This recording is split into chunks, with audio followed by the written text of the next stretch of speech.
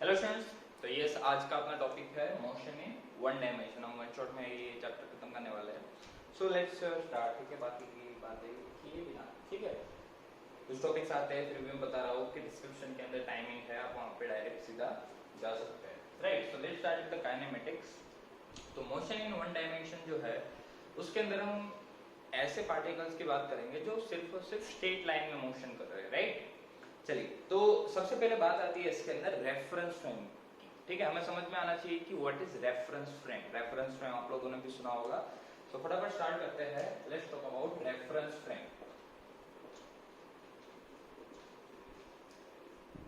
तो भाई reference frame एक ऐसी जगह है जहां से कोई भी ऑब्जर्वर है वो मोशन को ऑब्जर्व करता है। ठीक है, that is known as reference frame. For example let's say कि we are on the earth. ठीक है, we are observing some moon, sun any star. Right, तो हम जो अर्थ पे है, ये अर्थ हमारी हो गई reference frame. Let's say upon train में जा रहे हैं और हम बाहर की चीजें देख रहे हैं, बाहर कोई जा रहा है प्लेटफॉर्म पे, इधर उधर जा रहा है, जा रही है। ठीक है, सो तो ट्रेन है, ये हमारी होगी reference frame. Let's say upon car में बैठे हैं और हम बाइक वालों को देख रहे हैं, इधर उधर देख रहे हैं, तो कार हमारी रेफरेंस फ्रेम होगी। सो रेफरेंस फ्रेम वो वाली जगह है जहां से ऑब्जर्वर जो है वो मोशन को ऑब्जर्व करता है। ठीक है, so it is a place from where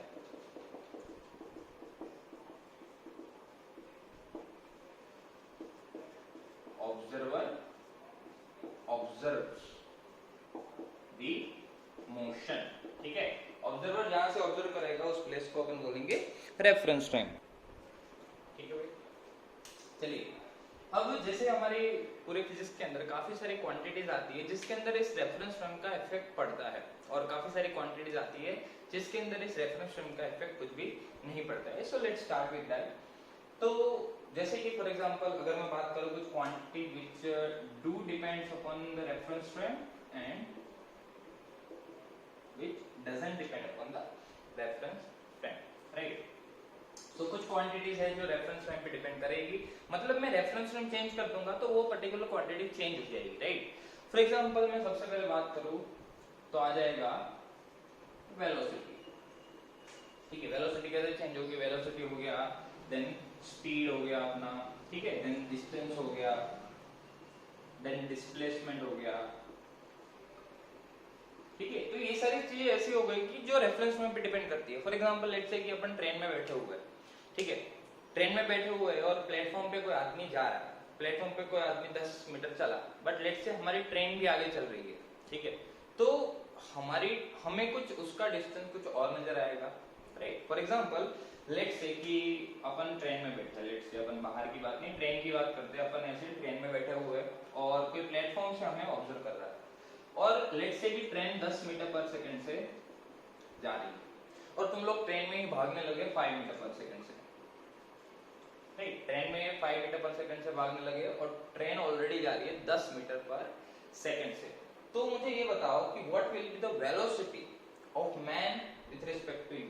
ठीक है, अब ये ऑलरेडी 5 मीटर पर सेकंड से जा रहा है और ट्रेन भी 10 मीटर पर सेकंड से जा रही है, तो हमें ऐसा दिखेगा कि वो 15 मीटर पर सेकंड से जा रहा है। राइट, तो ये बात आपको समझ में आनी चाहिए। ठीक है, चलिए भाई, तो रेफरेंस फ्रेम चेंज करने से अपन ऐसा बोल सकते हैं कि कुछ क्वांटिटीज है जो चेंज हो जाएगी, जैसे वेलोसिटी हो गया, स्पीड हो गया, डिस्टेंस भी हो गया, डिस्प्लेसमेंट हो गया। तो ये सारी चीजें हैं जो रेफरेंस फ्रेम पे डिपेंड करती है। अब लेट्स से कि 1 सेकंड में 5 मीटर चला, ठीक है, ट्रेन के अंदर, लेकिन उस 1 सेकंड में ट्रेन भी तो 10 मीटर आगे गई होगी, तो जो प्लेटफॉर्म पे स्टेशनरी आदमी खड़ा है, ठीक है, तो उसके लिए तो वो 15 मीटर आगे गया। राइट, तो ये सारी क्वांटिटीज है जो अगर ऑब्जर्वर जो है अपनी फ्रेम चेंज करता है, जहां से वो ऑब्जर्व कर रहा है वो अगर चेंज करेगा, सो ये सारी क्वांटिटीज आपकी चेंज हो जाएगी। So these are the quantities which doesn't depend upon the which do depend upon the reference frame. ठीक है, बहुत सारी क्वांटिटी है हमारे फिजिक्स में, काफी सारी क्वांटिटीज आती है, हम कुछ कुछ की बातें करेंगे। अब मैं एक बार क्विकली बता देता हूँ कि कौन सी क्वांटिटीज है जो रेफरेंस फ्रेम पे डिपेंड नहीं करती। जैसे सबसे पहले इसका एग्जांपल आता है time of event. Time of event that means कोई भी इवेंट हो रही है, उसका जो पर्टिकुलर टाइम है that doesn't depend upon the reference frame which is independent of reference frame. For example मैं तुम्हें एक बात समझाऊं कि लेट्स से कि एक बॉल मैं फेंक रहा हूं, यहां से मेरे हाथ में आई, सो लेट्स से कि 2 सेकंड लगी मुझे, बॉल ऊपर गई, नीचे आई, 2 सेकंड लगी।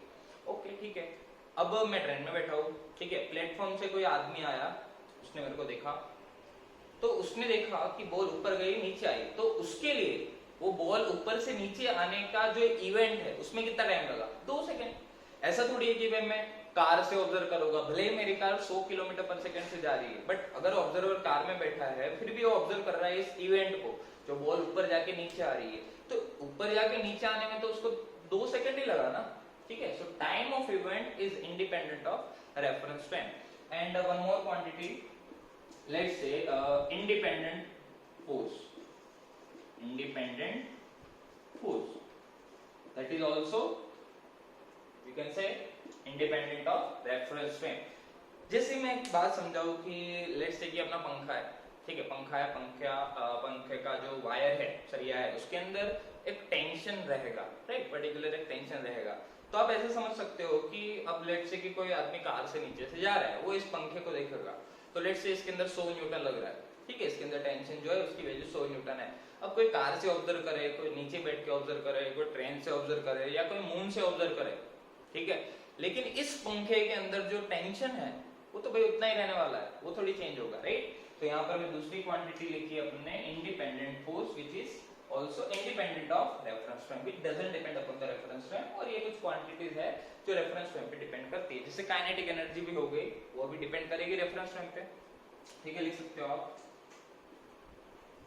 काइनेटिक एनर्जी, ठीक है भाई। सो ये सारी चीजें आपको समझनी है रेफरेंस फ्रेम के बारे में। रेफरेंस फ्रेम चेंज करने से अपन ऐसा बोल देंगे कि चीजें काफी सारी चेंज हो जाएगी, कुछ क्वांटिटीज चेंज हो जाएगी, ठीक है। सबसे पहले मैं एक सिंपल सा एग्जांपल आप लोगों को समझाता हूँ रिलेटिव वेलोसिटी का, ठीक है, ये चीज आगे भी काम आने वाली है, बट फटाफट मैं एक आपको एग्जांपल समझा देता हूँ। अपन ऐसा लिखते हैं, अगर लेट्स से कि ये कार A है और ये कार B है, कार A, कार B, और लेट्स से मैं B से A को ऑब्जर्व कर रहा हूँ, राइट, ये लेट्स से जा रही है VA स्पीड से और लेट्स से ये जा रही है VB स्पीड से, दोनों स्पीड अलग अलग है, और मैं B पे बैठा हुआ हूँ और मैं A को ऑब्जर्व कर रहा हूँ। So now I am finding the velocity of A with respect to B, तो मैं इसको ऐसे लिखूंगा, velocity of A with respect to B, and that will be equal to VA minus VB, ठीक है। अभी हम सिर्फ और सिर्फ वन डायमेंशन की बात करेंगे, राइट, हम रिलेटिव मोशन की भी बात करेंगे, but only in one dimension today, आज के लेक्चर के अंदर, राइट, बाकी अपन कल वाले लेक्चर के अंदर देखेंगे, नेक्स्ट वाले लेक्चर के अंदर, right. So velocity of A with respect to B, इसको अपन ऐसा पढ़ेंगे, that is equal to VA minus VB।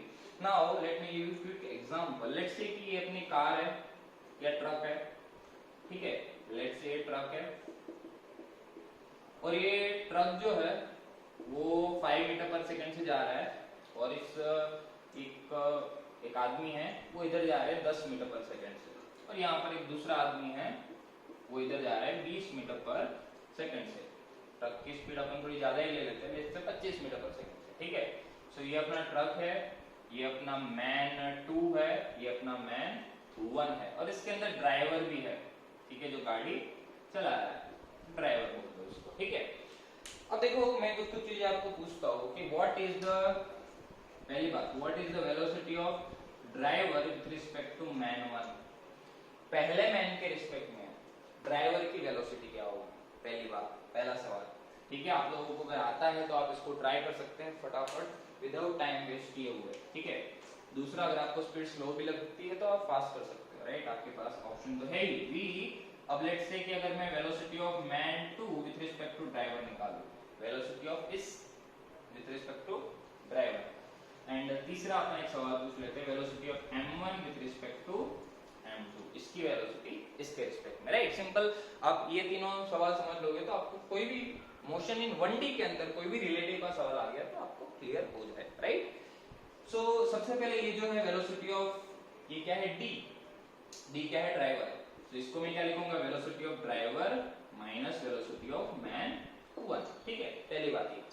अब एक और बात, जो ये रिलेशन अपन ने लिखा VA की, that is equal to VA minus VB, right. So आपको एक बात हमेशा याद रखनी है कि ये जो दोनों वेलोसिटी मैंने लिखी है, velocity of A and velocity of B, they both should be in same frame, ठीक है। ऐसा मैंने क्यों बोला, अभी समझना, both should be in same frame, दोनों के दोनों कैसे होना चाहिए बच्चों, सेम फ्रेम में होना चाहिए, right. So let's talk about velocity of driver minus velocity of man 1, ठीक है। तो हम यहाँ पर एक ग्राउंड फ्रेम की बात करते हैं। तो वेलोसिटी ऑफ मैन 2 कितना है, लेट्स से मैन 1 कितना है, इधर जा रहा है, तो इधर मैं क्या लिख लूंगा, -10 मीटर पर सेकंड, ठीक है। ये बात तो आपको समझ में आनी चाहिए कि डायरेक्शन, आप कोई भी एक डायरेक्शन को पॉजिटिव मान लो, दूसरी को आप नेगेटिव मान लेना, लेकिन फिर पूरे सवाल में आपको वही मानना है। दूसरे सवाल में आप अपने हिसाब से चूज कर सकते हो, बट उस पर्टिकुलर सवाल के लिए अगर मैंने ये पॉजिटिव मानी है तो यही पॉजिटिव। वेलोसिटी ऑफ मैन 2 क्या है, वो इधर जा रहा है, तो उसको मैंने लिख दिया 20 मीटर पर सेकंड। ये मैं सारी की सारी ग्राउंड फ्रेम के अंदर वेलोसिटी लिख रहा हूँ, राइट।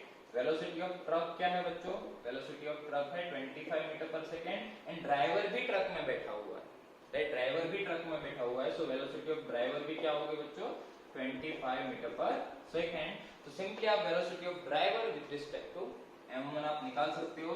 वेलोसिटी ऑफ ड्राइवर क्या है 25 माइनस वेलोसिटी ऑफ मैन 1 कितना है -10, तो कितना आ गया बच्चों 35 मीटर पर सेकंड, ठीक है, 35 metre per second velocity of driver with respect to m1, ठीक है। m1 को ऐसा लगेगा कि जो ड्राइवर है वो 35 मीटर पर सेकंड से उधर जा रहा है, right. Now velocity of m2 with respect to driver, तो क्या हो जाएगा, simply velocity of man 2 minus velocity of driver. Second man की वेलोसिटी कितनी है बच्चों 20 माइनस वेलोसिटी ऑफ ड्राइवर कितनी है भाई 25, तो which is -5 metre per second, ठीक है। दैट मींस ड्राइवर को ऐसा लगेगा कि जो m2 है वो पीछे आ रहा है 5 मीटर पर सेकंड से, ठीक है। माइनस का मतलब क्या है 5 मीटर पर सेकंड से। जैसे देखो वो पीछे नहीं आ रहा है, लेकिन तुम्हें ऐसा लगेगा, अगर तुम ड्राइवर हो तो तुम्हें ऐसा लगेगा कि भाई वो 5 मीटर पे, जैसे अपन कभी कभी रेस लगा लेते हैं, राइट। तो दो बाइक है, तो अपन जा रहे हैं, लेट्स से इसको अपन ने क्या किया, हमें इसको क्रॉस करना है, तो हमें ऐसा लगेगा ये भी आगे जा रही है, बट हमें ऐसा लगेगा कि ये पीछे आ रही है हमारे रिलेटिव में, क्योंकि हमारी स्पीड ज्यादा है, राइट। और उसी तरीके से आप ये भी सिंपली निकाल सकते हो, that is velocity of m1 minus velocity of m2, right. m1 की वेलोसिटी क्या है बच्चों -10 minus velocity of m2 which is 20, तो आ जाएगा -30 मीटर पर सेकंड। तो ऐसा लगेगा m2 को कि m1 जो है -30 मीटर पर सेकंड से उस डायरेक्शन में जा रहा है, माइनस तो डायरेक्शन शो होता है तो उधर जा रहा है। सिंपल आपको मोशन इन 1D के अंदर ये बात समझनी है, और ये वाली बात भी इंपॉर्टेंट है। यहाँ तो सारी की सारी चीजें ग्राउंड फ्रेम में ही है, तो आपको ये वाली बात क्लियर होनी चाहिए, ठीक है। अब देखो ये वाली बात मैंने क्यों लिखी, वो भी मैं एक पॉइंट के साथ समझा देता हूँ। लेट्स से यहाँ पर एक दूसरा आदमी हमें दे दिया है इसके अंदर, ठीक है, इसके अंदर लेट्स से हमें कोई दूसरा आदमी दे दिया है, वो इधर जा रहा है 2 मीटर पर सेकंड से। अपन थोड़ा मिटा लेते हैं इसको, ठीक है। आई होप कि ये चीजें तो क्लियर है, जब सिंपल, जब दोनों सेम फ्रेम में दिए हो तो, राइट। चलिए ये मिटा रहा हूं मैं।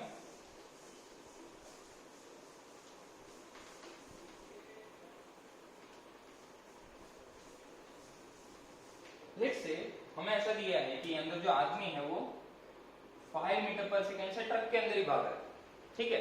सो मुझे ऐसा, इसको m3 बोल दो, ठीक है। तो मुझे निकालना है velocity of m3 with respect to m1, right. तो मैं क्या लिखूंगा, velocity of m3 minus velocity of m1।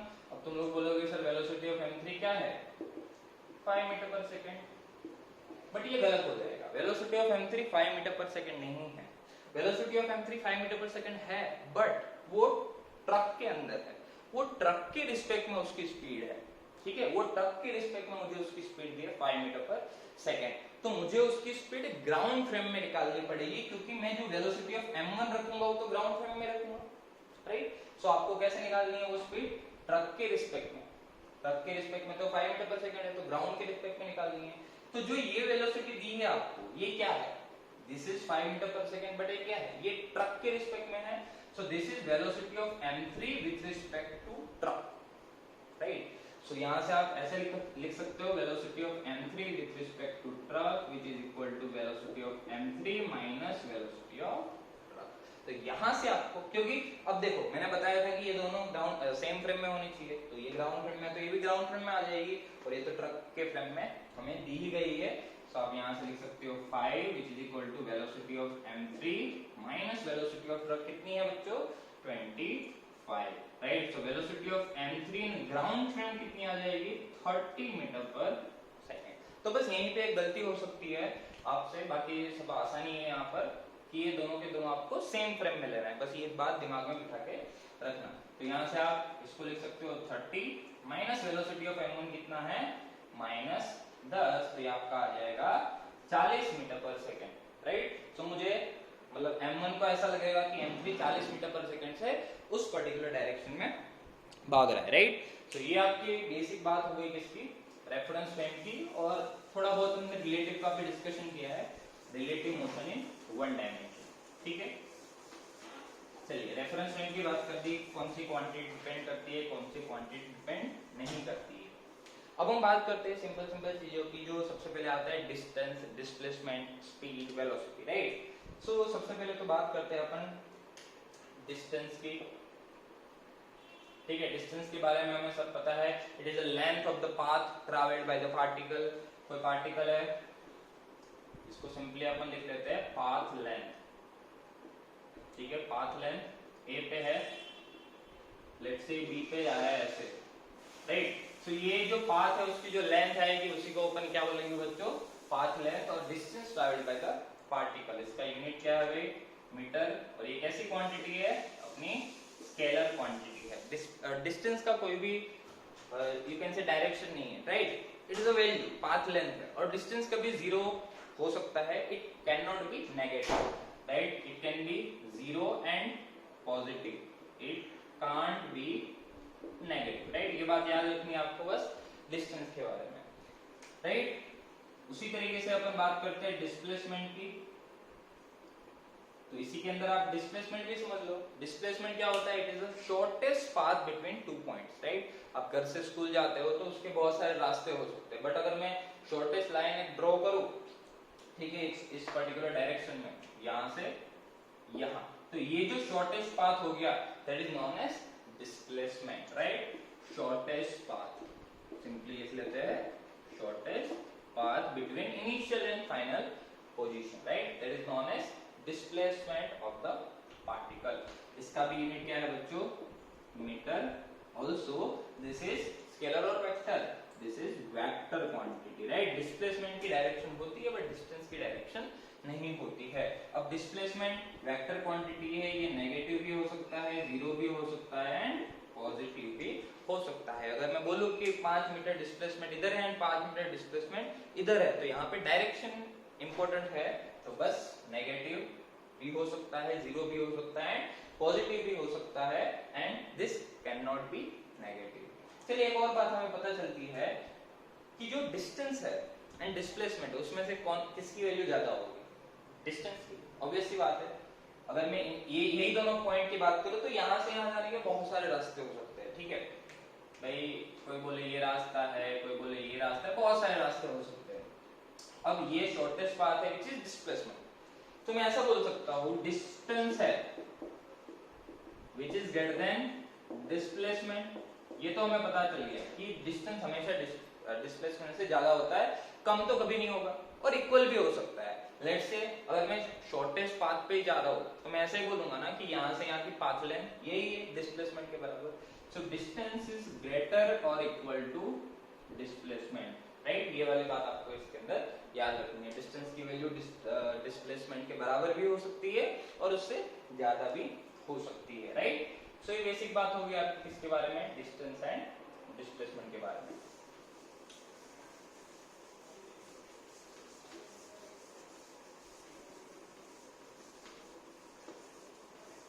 Right, अब हम बात करते हैं डिस्टेंस डिस्प्लेसमेंट के बाद स्पीड एंड वेलोसिटी, ठीक है। Speed and velocity, distance displacement की तरह ही स्पीड एंड वेलोसिटी की भी बात करते हैं। तो स्पीड क्या होती है, किसी भी पार्टिकल की स्पीड की बात करूं, स्पीड को अपन v से डिनोट करते हैं। स्पीड क्या होती है भाई, total distance travelled divide by time which is known as speed of the particle. इसका यूनिट क्या हो जाएगा बच्चों, मीटर पर सेकेंड। और यहाँ पर आप ध्यान से देखोगे v is equal to distance upon time है विच इज स्केलर क्वांटिटी, क्योंकि डिस्टेंस स्केलर क्वांटिटी है, राइट, टाइम तो है, ठीक है। तो it is a scalar quantity, ठीक है, स्पीड।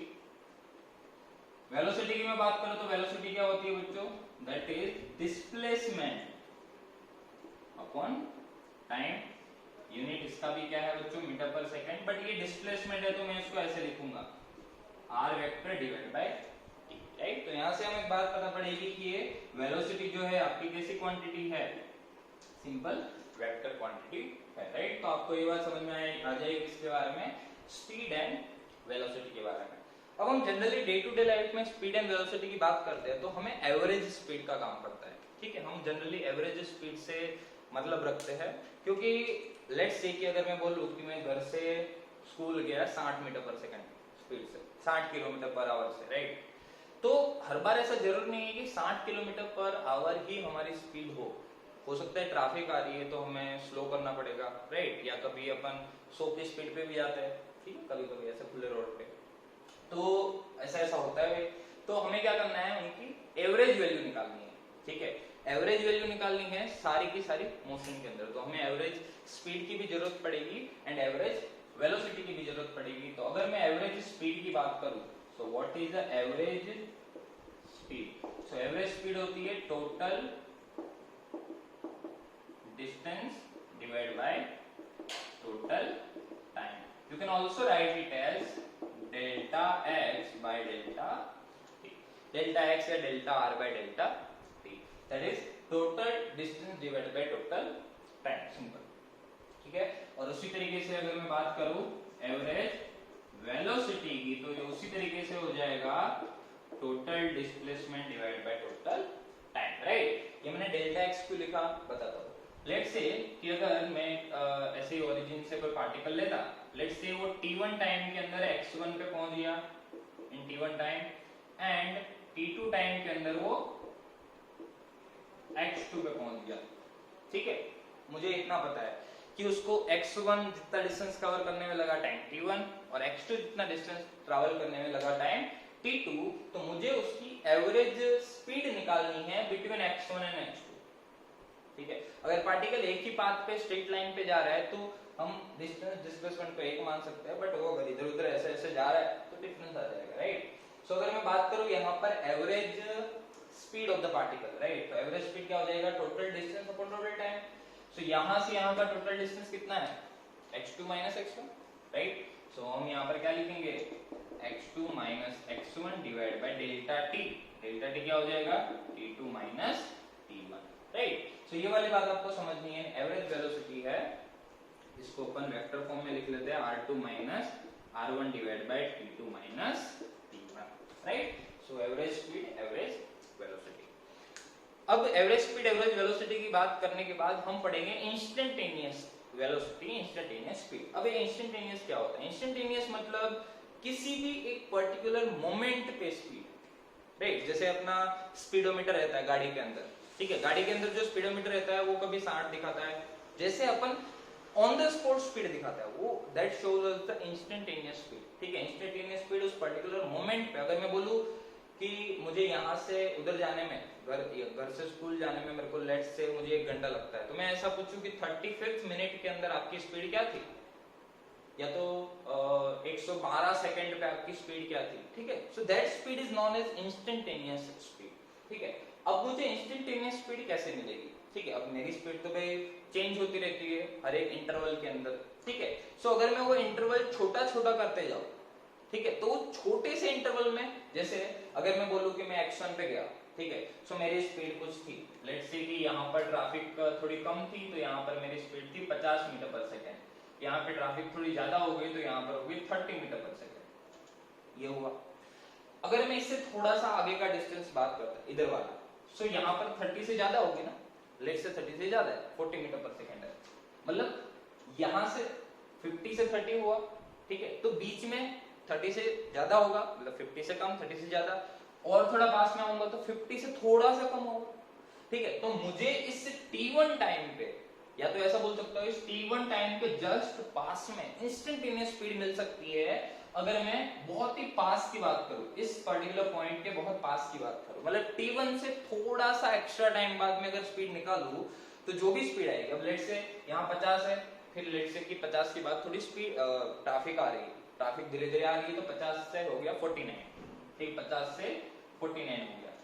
और थोड़ा पास में आओ तो 50 से क्या होगा 49.9, और थोड़ा पास में आओ 49.99, ठीक है। तो अब इतना सा गैप अपन थोड़ा समझ सकते हैं कि इतना चलता है, ठीक है। तो जितना टाइम इंटरवल अपन छोटा लेंगे उतना अच्छे से हम इंस्टेंटेनियस स्पीड निकाल सकते हैं, राइट। सो आप यही आप ऐसा कर सकते हो, delta X by delta T अपने पास है, उसके अंदर आप limit delta T tends to 0 कर दो, इन द सेंस कि जो डेल्टा टी है उसको मैं बहुत ही छोटा यूज कर सकता हूँ, राइट। जिस बच्चों को लिमिट के बारे में नहीं पता हुआ तो ज्यादा कुछ नहीं है, इस टर्म को अपन ने क्या किया, बहुत ही छोटा टाइम इंटरवल ले लिया, तो इसको अपन क्या लिख सकते हैं बच्चों, dx by dt, और this is equal to v instantaneous, right. dx मतलब छोटा सा डिस्प्लेसमेंट उन छोटे से टाइम इंटरवल में divide by dt which is small time interval, and similar way I can also write down instantaneous velocity, and that will be equal to dr by dt in similar way by considering delta t which is equal to 0। आप यहाँ r भी ले सकते हो, no one, ठीक है। तो भाई इस तरीके से आप स्पीड एंड वेलोसिटी का डिस्कशन करोगे, बहुत ही बेसिक, ठीक है। सबसे पहला सवाल कर लेते हैं भाई स्पीड एंड वेलोसिटी के बारे में।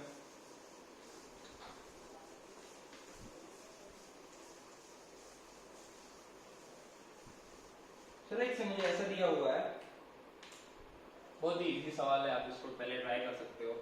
कोई पार्टिकल है, वो यहां से v जितनी स्पीड से ऐसे जा रहा है, v स्पीड कांस्टेंट है, स्पीड इसकी कितनी है मुझे दी है, that is equal to v, और वो एक सर्कुलर पाथ में ऐसे घूम रहा है, और वो लेट से यहां पहुंच रहा है, और ये जो पाथ है उसकी रेडियस कितनी है, r है, और वो यहां से यहां गया है। तो मुझे पूछा है what is the average velocity, इसकी एवरेज वेलोसिटी क्या होगी, यहाँ A से B पॉइंट के बीच में उसकी एवरेज वेलोसिटी क्या होगी। आप सबसे पहले स्टॉप करके ट्राई कर सकते हो, बहुत इजी सवाल है। V उसकी कांस्टेंट स्पीड है पूरे पाथ के दौरान, तो A से B तक मुझे क्या निकालना है, उसका एवरेज वेलोसिटी। ट्राई करो इसको, राइट। चलिए तो लेट्स से कि इसकी एवरेज वेलोसिटी V एवरेज, कि V एवरेज हमें पता है क्या, total displacement divide by total time. तो यहां से यहां का डिस्प्लेसमेंट क्या होगा भाई, यहां से यहां का डिस्प्लेसमेंट हो जाएगा 2r divide bye t, but t तो मुझे सवाल में दिया ही नहीं है, मुझे तो सिर्फ स्पीड पता है, ठीक है। तो t तो मुझे दिया ही नहीं है, तो t नहीं दिया तो क्या करें, टाइम निकाल सकते हैं क्योंकि मुझे एवरेज स्पीड दी है, ठीक है। तो यहां से यहां की एवरेज स्पीड मुझे पता है कितनी है, v, तो हमें पता है जो एवरेज स्पीड रहेगी, एवरेज स्पीड क्या रहेगी, distance upon time, total distance upon total time, और यहां से अगर वो यहां गया है तो उसका टोटल डिस्टेंस कितना हो गया, पाई आर, बिकॉज ये हाफ सर्कल ले रहा है, तो पाई आर इसका हो गया total distance divide by time, and this is equal to v। तो आपको यहां से t आ जाएगा बच्चों, पाई आर बाय v, ठीक है। वही t की वैल्यू आप यहां रख दो, सो ये आ जाएगा 2r divide by pi R by v, this is 2v by pi, बहुत ही सिंपल, राइट। सो इस तरीके से आपकी एवरेज वेलोसिटी आ जाएगी, ठीक है भाई, यस।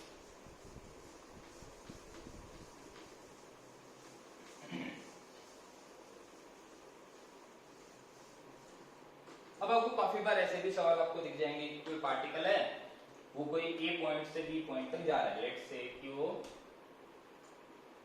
यहाँ पर ए है, यहाँ पर बी तक जा रहा है, ठीक है, ए से बी जा रहा है। तो आपको ऐसा दे देंगे कि उसने पहला हाफ डिस्टेंस v1 स्पीड से कवर किया, बाकी का हाफ डिस्टेंस v2 स्पीड से कवर किया, सो what is the average speed of the particle, ठीक है। ऐसे सिंपल सिंपल सवाल आते हैं, या इसी को 3 पार्ट में डिवाइड कर दिया, कॉन्सेप्ट सिमिलर रहेगा, 4 पार्ट में डिवाइड कर दो, 5 पार्ट में डिवाइड कर दो, कोई दिक्कत नहीं है, ठीक है। सो क्या आएगा, यहां से यहां जा रहा है वो, सो पहला हाफ डिस्टेंस उसने v1 स्पीड से कवर किया, बाकी का हाफ डिस्टेंस उसने v2 स्पीड से कवर किया, सो what is the average speed, इसकी एवरेज स्पीड क्या हो जाएगी, राइट। सो आपको कुछ नहीं करना है भाई, आपको सिंपल ऐसा दिया है कि फर्स्ट हाफ विथ v1 आप ट्राई कर सकते हो उसको, एंड सेकेंड हाफ विथ क्या निकालना है, उसकी एवरेज स्पीड निकालनी है। तो ठीक है भाई, कोई दिक्कत नहीं है, ट्राई कर सकते हो। सबसे पहले इसको ठीक है भाई। तो लेट्स से कि यहां से यहां की जो टोटल डिस्टेंस है वो है 2d। अब d भी मान सकते हो, कोई दिक्कत वाली बात नहीं है। 2d लेट्स से कि अब एक ले 2d है, तो ये आधी डिस्टेंस मुझे दी है, आधी डिस्टेंस v1 पे, आधी डिस्टेंस v2 पे, तो ये d हो जाएगा और ये भी d हो जाएगा, है ना। ये d/2 ना हो इसलिए मैंने 2d लिया है और कुछ नहीं। तो यस, तो यहां से यहां पहुंचने का जो टाइम है, अच्छा पहली बात मुझे एवरेज स्पीड निकालनी है।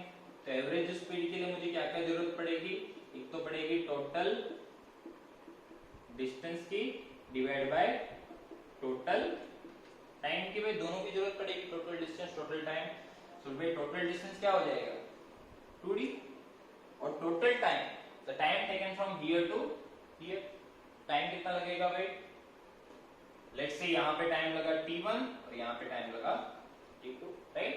सो t1 प्लस t2, सिंपल। अब t1 t2 तो मुझे दिया नहीं है, वो तो मैंने माना है, तो आपको वो निकालना पड़ेगा, राइट। तो यहां से देखो t1 कितना हो जाएगा, t1 is the time taken from a to, let's say ये पॉइंट है c, तो a से c पहुंचने में टाइम उसको लगा t1, और वो v1 स्पीड से जा रहा है, तो t1 टाइम की वैल्यू क्या हो जाएगी भाई, हमें पता है v is equal to d/d होता है, तो t इज इक्वल टू क्या हो जाएगा d/v, तो t1 हो जाएगा d/v1। सिमिलर वे में t2 क्या हो जाएगा d/v2, राइट। सो आप सिंपल आप यहां से वैल्यू रख दो 2d डिवाइड बाय t1 क्या है d/v1 प्लस d/v2, राइट। सो ये आपका d d d कैंसिल, यहां से क्या आ जाएगा 2v1v2 divide by v1 plus v2, right. अब आप यही सवाल आप एक बार ट्राई करना, ठीक है, होमवर्क के लिए आप ट्राई करना इसको, ठीक है। और आपका मन हो तो आप आंसर लिख भी सकते हो नीचे, ठीक है। v1 v2 है, मुझे अब ऐसा दिया है कि first half with v1, second half with v2। अब मुझे ऐसा दे दिया है कि इसी रोड को मैंने 3 पार्ट में डिवाइड कर दिया है, पहला हाफ v1, दूसरा हाफ v2, तीसरा हाफ v3। मतलब 1/3 v1 से ट्रैवल किया उसने, 1/3 v2 से एंड 1/3 v3 से। तो मुझे वही बताना है कि इसकी एवरेज स्पीड क्या रहेगी, राइट। आप इसको ट्राई कर सकते हो बच्चों, ठीक है।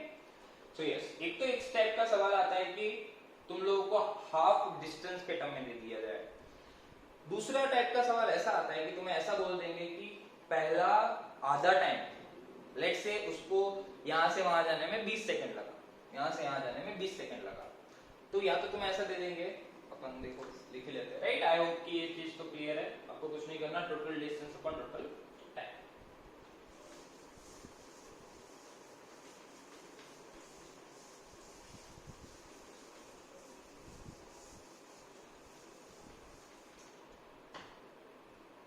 ठीक है, लेट्स से अपन को ऐसा दिया है कोई पार्टिकल a से b जा रहा है, ठीक है। ये आपका होमवर्क में है, इसको आपको ट्राई करना है, सिमिलर टाइप का है, ठीक है, बट डिस्टेंस की जगह इस बार टाइम दिया होगा। मुझे ऐसा दिया है कि first half time with v1 and second half time with v2, ठीक है। इस बार डिस्टेंस नहीं दिया भाई, लेट्स से कि यहां से यहां जाने में उसको टाइम लगा 2t, मैं हिंट दे देता हूं। तो मुझे इसके अंदर क्या निकालना है बच्चों, एवरेज स्पीड निकालनी है इसकी।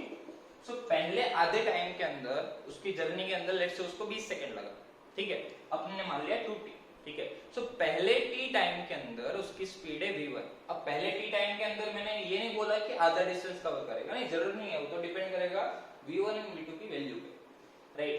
सो पहले लेट्स से t टाइम के अंदर वो इतना डिस्टेंस कवर किया d1, तो स्पीड v1। उसी तरीके से दूसरे t टाइम के अंदर उतने डिस्टेंस कवर किया कितना d2, तो स्पीड v2, राइट।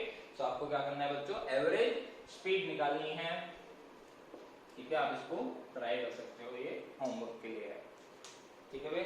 चलिए आगे बढ़ते हैं।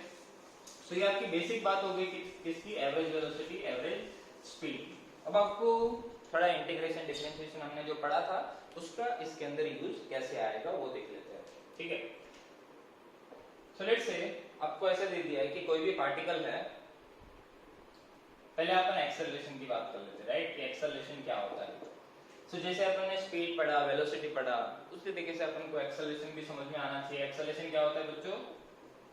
Change in speed of the particle divide by time. Let's say कोई पार्टिकल है, उसकी इनिशियल स्पीड है v1, वहां से उसकी स्पीड हुई v2 इन टाइम t2 और इन टाइम t, ठीक है, तो उसकी एक्सेलरेशन क्या हो गई? v2 minus v1 divide by t। ये हो जाएगा आपका acceleration of the particle, right. और आप इसको इस तरीके से भी लिख सकते हो, delta v bye delta t। ये तो हो गया बच्चों एक्सेलरेशन, और you can say average acceleration, right. और मैंने बोला कि अपन को एवरेज एक्सेलरेशन का काम भी पड़ता है, इंस्टेंटेनियस एक्सेलरेशन का काम भी पड़ता है। तो ए इंस्टेंटेनियस क्या हो जाएगा बच्चों? dv बाय dt, राइट, सिंपल dv बाय dt, differentiation of velocity with respect to time. तो ये आपका आ जाएगा इंस्टेंटेनियस एक्सेलरेशन। एक्सेलरेशन कैसी क्वांटिटी है बच्चों? वेक्टर क्वांटिटी है, और उसका यूनिट क्या है? Metre per second square. Dimension formula वगैरह तो आप लिख ही सकते हो, राइट, सिंपल सिंपल। तो ये आ जाएगा acceleration, change in the speed divide by time, ठीक है भाई। चलिए एक और बात मैं बता देता हूँ, जैसे ये a इज इक्वल टू आपका क्या है? dv बाय dt, ठीक है। अपन थोड़ा वेक्टर सिंबल हटा के a is equal to simple लिख लो आप dv बाय dt। v क्या था? v was equal to dx बाय dt, ठीक है, v is equal to dx बाय dt। दैट मींस डिस्प्लेसमेंट का जो डिफरेंशिएशन करेंगे हम टाइम के रिस्पेक्ट में, तो अपन को क्या मिलेगा? v, और v को डिफरेंशिएट करेंगे तो मिलेगा अपन को एक्सेलरेशन। तो यहां से आपको डिफरेंशिएशन वगैरह की बात समझ में आनी चाहिए, ठीक है। तो इसको d बाय dt और v की जगह क्या लिख लो बच्चों? dx बाय dt। तो ये क्या आ जाएगा? d स्क्वायर x बाय dt स्क्वायर। दैट मींस अगर आपको x की इक्वेशन दी है, x डिस्प्लेसमेंट पोजीशन की इक्वेशन दी है, तो आप उसको दो बार डिफरेंशिएट करोगे, अभी सवाल के थ्रू देखेंगे ही, तो आपको क्या मिल जाएगा? एक्सेलरेशन मिल जाएगा। सो ये है basic of acceleration, change in the speed upon time.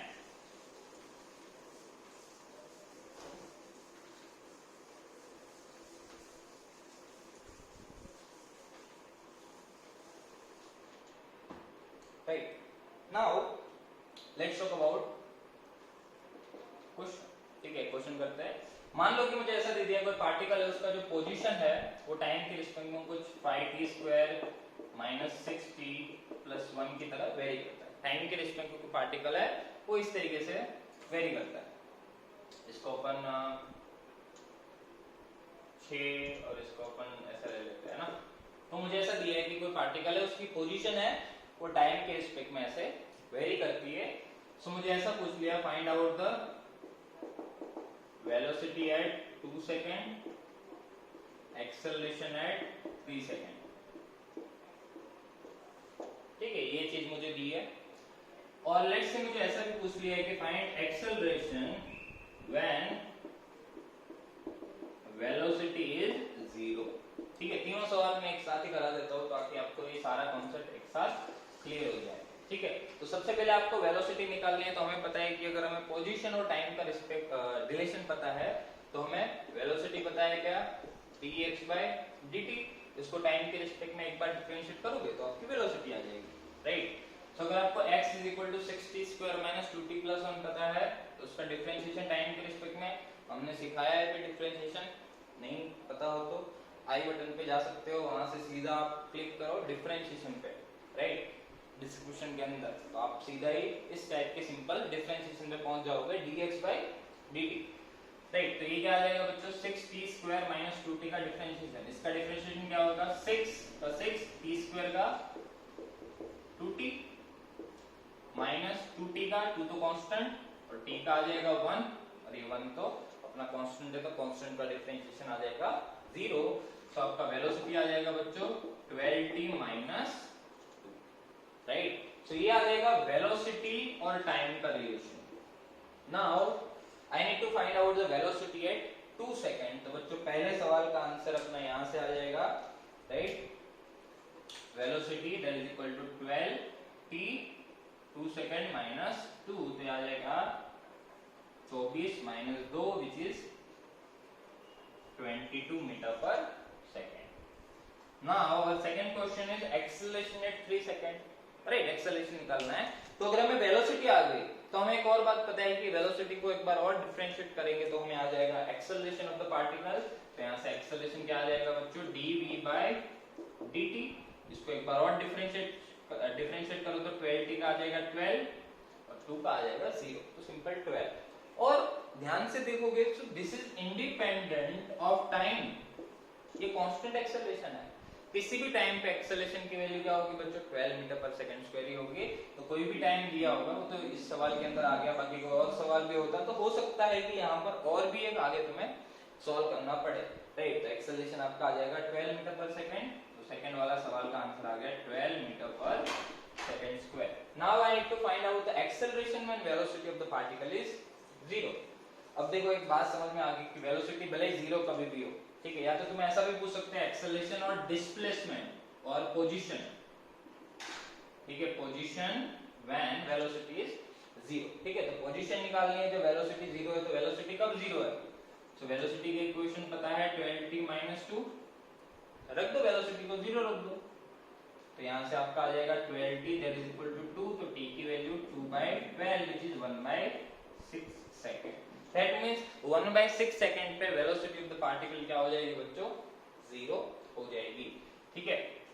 सो आप सिंपल यहां से t इज इक्वल टू 1/6 इसके अंदर पुट कर दोगे x which is equal to 6, 1/6 का स्क्वायर माइनस 2, 1/6 प्लस 1। तो यहां से आपका आंसर आ जाएगा 1/6 minus 2/6 plus 1। This will be, ये क्या हो जाएगा 1 minus 1/6 that will be equal to 5/6, right? So this is the position of the particle when velocity is 0 and what will be the acceleration when velocity is 0? वो तो भाई 12 ही रहेगा, क्योंकि किसी भी टाइम पे वेलोसिटी 0 हो ना हो क्या फर्क पड़ता है, ये तो टाइम से इंडिपेंडेंट है, तो हमेशा क्या रहेगा 12 ही रहेगा, राइट। तो इस तरीके से आप डिफरेंशिएशन का यूज करके इस टाइप के सवालों को सॉल्व कर सकते हो। चलिए भाई एक और इम्पोर्टेंट इसके अंदर आता है सवाल which is trajectory of the path, ठीक है। ट्रेजेक्टरी ऑफ द पाथ का जेईई मेन के अंदर, नीट के अंदर बहुत ही अच्छे से सवाल आता है, आप चेक कर लेना, ठीक है। आपको कोई भी इक्वेशन दी हो, वहां से आपको कोई भी पार्टिकल है उसकी ट्रेजेक्टरी निकालनी है। ट्रेजेक्टरी मतलब उसका जो पाथ है उसकी इक्वेशन निकालनी है कि वो किस टाइप की पाथ पे ट्रैवल कर रहा है, वो पैराबोला है, सर्कल है, जो भी है वो हम देखेंगे, बट हमें ट्रेजेक्टरी निकालनी है, ट्रेजेक्टरी, और you can say equation of trajectory, ठीक है। ये मैं अभी प्रोजेक्टाइल मोशन की बात नहीं कर रहा हूँ, ठीक है, ये सिंपल हम ट्रेजेक्टरी की बात कर रहे हैं, ट्रेजेक्टरी ऑफ द पार्टिकल, ठीक है। ट्रेजेक्टरी क्या होता है, तो सबसे पहले आप ऐसा समझो, अगर मुझे कोई भी पार्टिकल का डिस्प्लेसमेंट पता है, ठीक है, डिस्प्लेसमेंट, तो अगर मैं इसको वेक्टर फॉर्म में लिखूं तो ये कुछ ऐसा आएगा xi प्लस yj, x और y में आएगा xi, कुछ भी i plus yj, x coordinate y coordinate, इतना मुझे पता है, ठीक है, बहुत बढ़िया। तो तुम्हें सबसे पहले क्या करना है, तुम्हें कोई भी इक्वेशन दी हो वहां से r की इक्वेशन निकाल लो, r in the sense position vector निकाल लो, पोजीशन वेक्टर निकाल लो, फिर जो पोजीशन वेक्टर आया उसको x y के इक्वल कर दो, ठीक है। जो फॉर एग्जांपल मैं एक सवाल के थ्रू ही समझा देता हूं।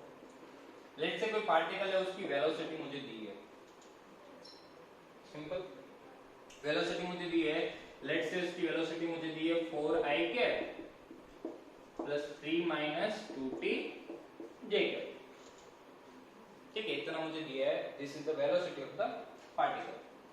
Now I need to find out, अच्छा चलो आपको और थोड़ा आसान करना है, चलो यही भाई बहुत बढ़िया, यही ठीक है, एक आसान और तो क्या ही करें, ठीक है। लेट्स से मुझे इतना दिया है, ठीक है, या तो यहाँ से आप ऐसा कर लो 4i प्लस 2t j, फिर आसान हो जाएगा।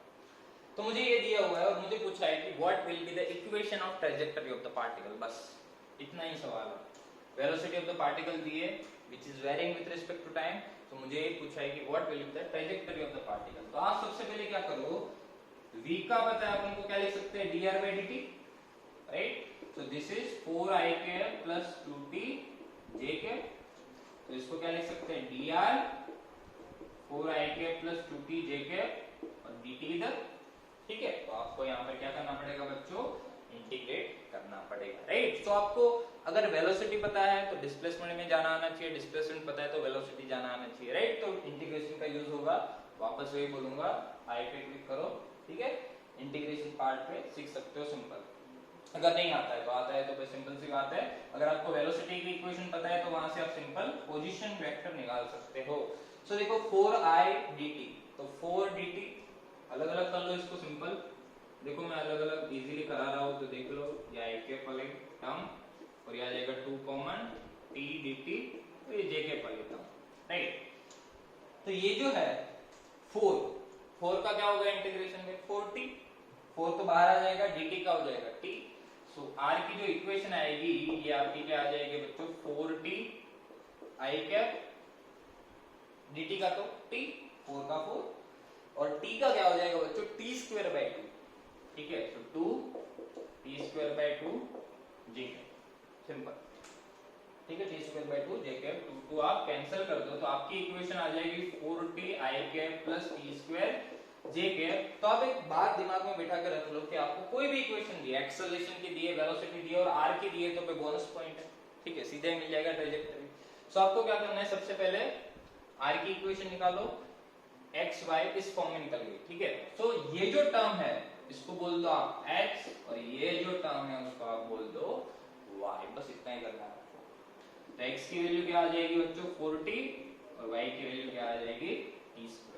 अब जो हमारा पाथ रहेगा that will be the equation in the form of x and y, तो t को आप एलिमिनेट कर दो, तो t की वैल्यू यहां से क्या आ गई बच्चों, x/4, सिंपली इसमें पुट कर दो, तो आपका y क्या आ जाएगा बच्चों, x/4 स्क्वायर।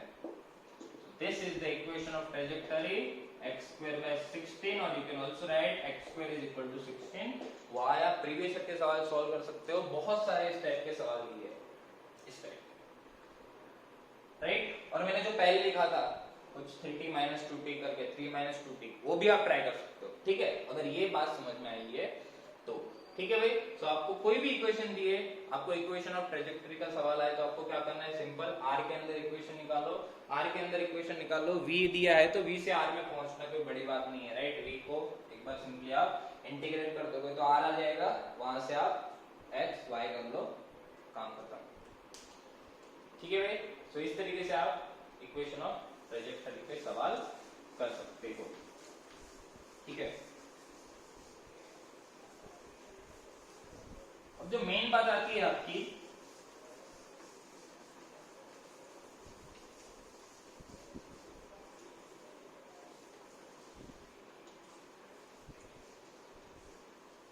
वो आती है वेरिएबल्स को इधर उधर कन्वर्ट करने की, ठीक है। वेरिएबल्स को जैसे फॉर एग्जांपल अपने पास 6 रिलेशन है, ठीक है, xt, vt, at, ax, vx, ev, ठीक है। सो आपको अगर xt पता है, vt में जाना है डिफरेंशिएशन करो, एक बार और डिफरेंशिएशन करो, at से vt में जाना है तो इंटीग्रेट करो, at से xt में जाना है तो एक बार और डिफरेंशिएट करो, ठीक है। सो ये सारी चीजें आपको जितनी आप ज्यादा प्रैक्टिस करोगे उतना ज्यादा आपको समझ में आना चाहिए, कहां से आपको इंटीग्रेट करना है, कहां से आपको डिफरेंशिएट करना है। एक्सेलरेशन है, एक्सेलरेशन को अपन क्या लिखते हैं बच्चों, dv/dt, इसके कुछ और फॉर्म्स भी है, ठीक है। जैसे अगर मैं इसको लिख लूं dx/dx, राइट, तो ये क्या हो जाएगा, dv, right, dv/dx into dx/dt, and this dx/dt will become v, तो ये क्या आ जाएगा, v dv/dx, ये आ जाएगा आपका एक्सेलरेशन, ठीक है। तो एक्सेलरेशन को आप dv/dt भी लिख सकते हो, या तो आप v dv/dx भी लिख सकते हो। जैसे फॉर एग्जांपल अगर मैं आपको एक सवाल दूं, आपको ऐसा दिया है v = 3x², ठीक है, मुझे velocity and position of the particle पता है, मुझे vx दिया हुआ है, मतलब v और x का रिलेशन दिया है, एंड मुझे लेट्स से पूछा है find out the relation between ax, ठीक है, vx मुझे पूछा है और मुझे ax निकालना है। तुम्हें कोई भी रिलेशन पूछ सकते हैं, तुम्हें दिमाग में आना चाहिए कि कैसे निकालें। जैसे vx है, मुझे अगर पूछा होता है xt, ठीक है, xt, vx है xt, तो v को लिख लो dx/dt, क्या फर्क पड़ता है, dx/dt, एक्स स्क्वायर को नीचे लाओ, dt को ऊपर लाओ, दोनों साइड इंटीग्रेट करो, ठीक है। यस, आपको अगर इसकी वीडियो भी चाहिए तो मैं अपलोड कर दूंगा, ठीक है, जिसके अंदर मैंने सारे के सारा का जो भी 30 रिलेशन बनते हैं टोटल, उनका मैंने एक्सप्लेनेशन दिया हुआ है, तो आपको लिंक उसकी मिल जाएगी डिस्क्रिप्शन के अंदर, ठीक है। इस 6 के 6 रिलेशन को किस तरीके से आप एक्सपैंड कर सकते हो, किस तरीके से आप एक से दूसरे में जा सकते हो, राइट, तो आप देख सकते हो उनको भी, बट हम यहाँ पे क्विकली देखेंगे। Vx से अपन Ax में चले जाते हैं, ठीक है। Vx से देखो Ax में कैसे जाएंगे, सबसे पहले हमें पता है E इज इक्वल टू क्या है बच्चों, V dV by dx, ठीक है भाई। तो मुझे ऐसा रिलेशन चाहिए जिसके अंदर एक्सेलरेशन और x बस दोनों ही हो, ठीक है। तो v को अपन क्या लिख लेंगे, 3x square into dv by dx। v और x का रिलेशन पता है, तो वहां से आप सीधा dv by dx निकाल सकते हो। dv by dx देखो यहां से क्या होगा, dv by dx which is equal to 6x, हमें पता है x स्क्वायर का क्या हो जाएगा 2x, 3 का तो 3, तो आ जाएगा 6x, बस इसके अंदर रख दो 6x, तो आ जाएगा क्या 18x क्यूब, ये आ जाएगा आपका एक्सेलरेशन और x का रिलेशन, ठीक है भाई। इसी का अगर आपको vt पूछा होता, at पूछा होता, सॉरी xt पूछा होता, तो देखो v को क्या लिखो बच्चों, dx by dt that is equal to 3x square, ठीक है। तो यहाँ पर dx x वाले टर्म इधर ले लो, that is equal to 3 into dt, राइट। अब दोनों साइड क्या कर दो आप, simply integrate. So 1 by x square का क्या हो जाएगा, -1 by x इंटीग्रेशन, तो इंटीग्रेशन भी आपको थोड़ा सीखना पड़ेगा, right, and that is equal to 3t, ठीक है। तो ये आ जाएगा आपका रिलेशन, और यहाँ पर आपको कुछ इनिशियल कंडीशंस दी होगी, तो वहां से आपको जो इंटीग्रेशन कांस्टेंट जो मैं यहाँ लिख रहा हूँ उसकी भी वैल्यू आ जाएगी, राइट। सो अब इस तरीके से 6 के 6 रिलेशन है, इनका आपको इंटर कन्वर्जन आना चाहिए, राइट। और आप क्वेश्चन बैंक भी है उसको प्रैक्टिस कर सकते हैं, उसके अंदर भी हो सकता है इस टाइप के क्वेश्चंस हो, राइट। सो ये आपकी 6 के 6 कन्वर्जन होगी। ये मैंने कॉमन बात बताई है, अभी तक मैं इक्वेशन ऑफ मोशन पे तो गया ही नहीं हूँ, ठीक है, इक्वेशन ऑफ मोशन पे हमें जाना ही नहीं है। इक्वेशन ऑफ मोशन एक पर्टिकुलर केस है, इस पर्टिकुलर इक्वेशंस का एक केस है, तब वो इक्वेशन ऑफ मोशन आती है, राइट। पहली बात, ये सारी बातें आपको समझ में आ गई है, बता रहा हूँ। सो अब आते हैं हम इक्वेशन ऑफ मोशन पे। इक्वेशन ऑफ मोशन जो है, अपने पास 3 इक्वेशन ऑफ मोशन है,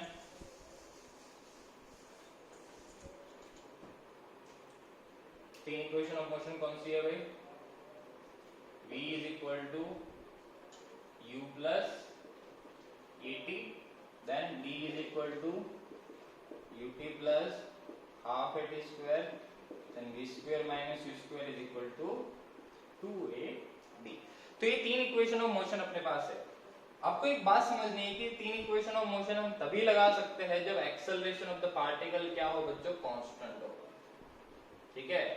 ये कांस्टेंट एक्सेलरेशन के टाइम पे ये इक्वेशन ऑफ मोशन आती है, ठीक है। अभी मैं डेरिवेशन पे तो नहीं जा रहा इसके, बट आपको एक बात समझनी है, जब acceleration of the particle constant दिया है तभी आपको ये इक्वेशन ऑफ मोशन यूज करनी है, अदरवाइज आपको जो ये रिलेशन मैंने बताए थे, ठीक है, उसके थ्रू आपको सॉल्व करना है सवाल। चलिए, ये v is equal to u plus at, ये जो फॉर्मूला है d, ये क्या है, distance displacement, this is displacement, right. तो ये बात भी याद रखना, this is the formula to find out the displacement of the particle. आपको सिंपल सवाल इससे बन सकते हैं, तो भाई कोई दिक्कत वाली बात नहीं है। जैसे एक सवाल अपन ले लेते हैं, राइट। लेट्स से कि आप ट्रेन में बैठे हो, ट्रेन की लेंथ आपकी 200 मीटर है, ठीक है, और ये ट्रेन एक ब्रिज से पास कर रही है। लेट्स से ब्रिज यहाँ से स्टार्ट हो रहा है, इतना ब्रिज है, ये एक टनल है, ठीक है, एक टनल है, फिर ट्रेन को बाहर निकलने पर 200 मीटर ट्रेन की लेंथ है और 800 मीटर इस टनल की लेंथ है, ठीक है, मुझे इतना दिया है। तो ट्रेन है, उसका acceleration let's say 5 metre per second है, जो कांस्टेंट दिया हुआ है, और ये जब एंटर कर रहा था तब इसकी जो स्पीड है वो let's say 20 metre per second दी हुई है। अब काफी बार आपको मीटर पर सेकंड में नहीं भी दी है, किलोमीटर पर आवर में दी है, तो अगर आपको v is equal to let's say मुझे दिए 36 किलोमीटर पर आवर या कोई भी किलोमीटर पर आवर दिए, तो किलोमीटर पर आवर को मीटर पर सेकंड में कन्वर्ट करने के लिए आप क्या करते हो, 5/18 से मल्टीप्लाई कर दो, तो आप किलोमीटर पर आवर से आप मीटर पर सेकंड में जा सकते हो, ठीक है। तो यहाँ तो मुझे 20 मीटर पर सेकंड दी है, ठीक है, तो आप 5/18 से मल्टीप्लाई कर देना अगर आपको किलोमीटर पर आवर में दी है स्पीड।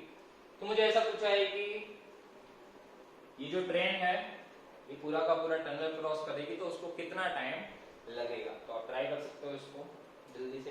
एक्सेलरेशन कांस्टेंट दिया है तो आपको ये दिमाग में आना चाहिए कि ये कांस्टेंट एक्सेलरेशन का सवाल है, तो आपको ये कांस्टेंट एक्सेलरेशन से करना है। यस ठीक है चलो देखो यहां से यहां मैं चाहता हूं कि ट्रेन पूरा का पूरा बाहर निकल जाए, ट्रेन को क्रॉस करना है। तो अभी एंटर कर रहा है तो ट्रेन क्रॉस कब करेगी, जब ट्रेन कुछ ऐसे हो जाए तभी मैं बोलूंगा कि वो क्रॉस करेगी। तो ऐसा सोचो ट्रेन ने कितना डिस्टेंस ट्रैवल किया, ट्रेन ने लेट्स से ड्राइवर अपने यहाँ है तो ड्राइवर तो पहले 800 और ट्रेन की लेंथ भी तो है 200, 800 200 1000, टोटल डिस्प्लेसमेंट कितना किया इसने, d is equal to 1000 metre. ठीक है 800 मत लिख देना बस, यहाँ पे यही गलती होती है बस थोड़ी सी, बाकी बस आप कर सकते हो यहाँ से सिंपल। आपको पता है d is equal to ut plus half 80 square, तो d को आप पुट कर दो 1000, u आपको दिया है कितना 20t प्लस हाफ, एक्सेलरेशन कितना है 5t स्क्वायर, तो ये आपका क्या आ जाएगा 2000 that is equal to 40t plus 5t square. ठीक है 5 उड़ा दो तो क्या आ जाएगा 400 that is equal to 8t plus t square. So this is t square plus 8t minus 400 that is equal to 0। ये भी एक सिंपल क्वाड्रेटिक है जिसका root minus B plus minus root d minus 4ac, right. तो आप simple basic maths का use करके इसको सॉल्व कर सकते हो, तो आपको टाइम की वैल्यू आ जाएगी कि उतने टाइम में वो ब्रिज को क्रॉस करेगा, राइट। तो ये से सिंपल इक्वेशन ऑफ मोशन से आपके सवाल बन सकते हैं, तो आपको ये बात आनी चाहिए समझ में, राइट। मिटा रहा हूं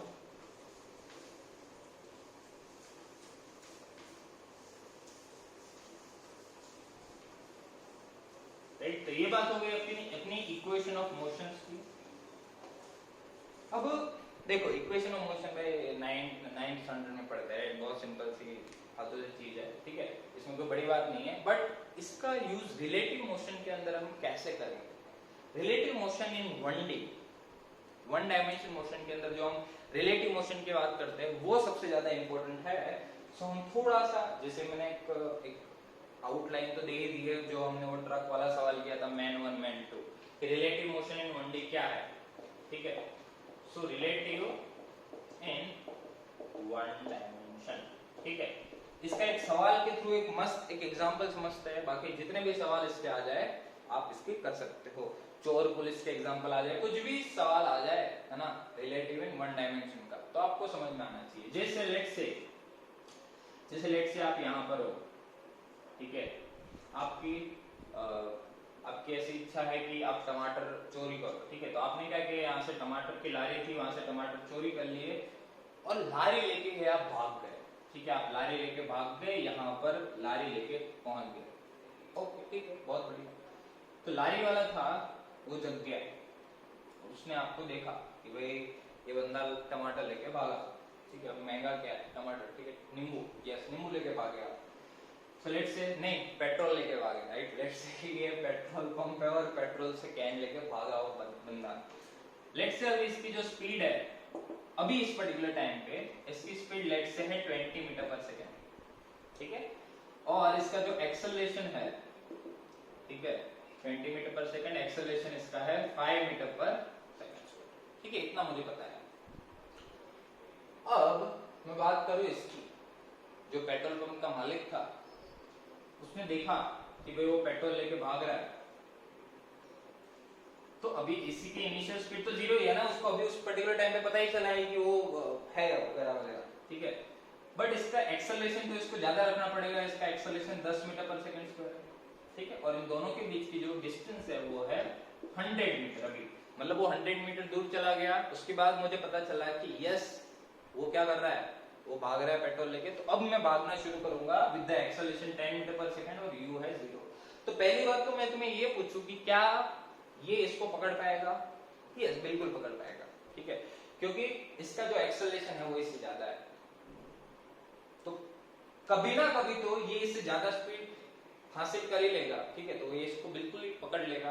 तो अपन देखते हैं कि कितने टाइम के बाद पकड़ेगा, ठीक है, तो पहला सवाल ये, अब देखो एक्सेलरेशन हो सकता है इसका एक्सेलरेशन ज्यादा दिया हो, इसका एक्सेलरेशन कम दिया हो, इसकी स्पीड ज्यादा दी हो, तो आपको सारे सवालों के अंदर यही ट्रिक इस्तेमाल करनी है, रिलेटिव इन 1D की। ठीक है, एक सवाल ये वाला समझ लो, बाकी आपको सारी चीजें क्लियर हो जाएगी। ठीक है, तो मुझे वही बताना है कि कितने टाइम में वो पकड़ेगा। तो आप एक बात समझो, आप अगर इसको नॉर्मल चीजों से करते हैं, नॉर्मल टाइम से, नॉर्मल मेथड से करते हैं, तो काफी सारा टाइम लग जाता है। अब इसको रिलेटिव से करो, रिलेटिव से करो इन द सेंस कि आप दोनों में से, ये एक सिस्टम है, ये एक सिस्टम है, ये एक रेफरेंस फ्रेम है, ये एक रेफरेंस फ्रेम है, दोनों में से एक रेफरेंस फ्रेम पे आप बैठ जाओ।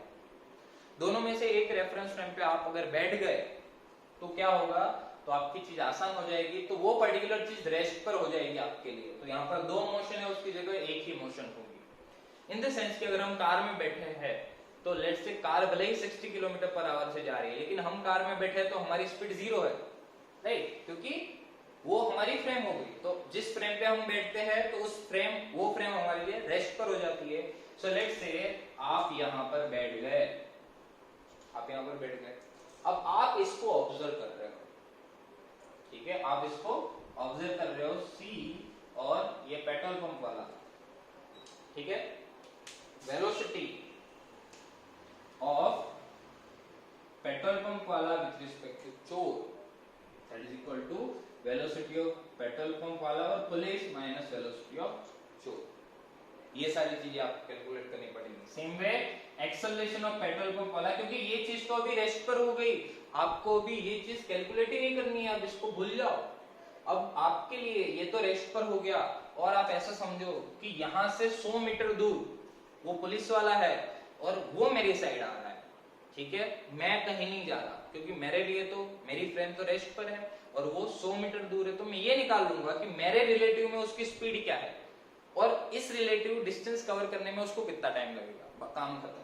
ठीक है, so velocity of police with respect to चोर, चोर मतलब मी, ठीक है, velocity of police with respect to चोर and acceleration of police with respect to चोर, तो acceleration of police minus acceleration of चोर। So velocity of police with respect to velocity of चोर क्या होगा, वेलोसिटी ऑफ पुलिस कितनी है, 0, initial velocity, sorry, है ना, इनिशियल वेलोसिटी 0 और पुलिस माइनस चोर की कितनी है, 20, so minus 20 metre per second.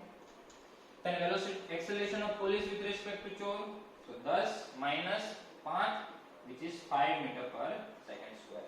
In the sense कि अगर ये चोर है, तो पुलिस की जो मोशन है वो चोर को अभी कैसे दिखेगी, ये 100 मीटर दूर है, इसका acceleration 5 metre per second square in this direction, क्योंकि पॉजिटिव वैल्यू आएगी, और इसकी जो इनिशियल स्पीड है वो इस डायरेक्शन में दिखेगी 20 मीटर पर सेकंड। मुझे, मैं रेस्ट पर वो भी, क्योंकि मैं उसके लारी के ऊपर बैठ गया, सो वो जो है वो बंदा, वो मुझे 20 मीटर पर सेकंड से उधर जाता वो दिखेगा, and 5 metre per second square उसका एक्सेलरेशन इस साइड आएगा, और इतने वेरिएबल से वो कितना डिस्टेंस कवर करेगा, रिलेटिव डिस्टेंस 100 मीटर।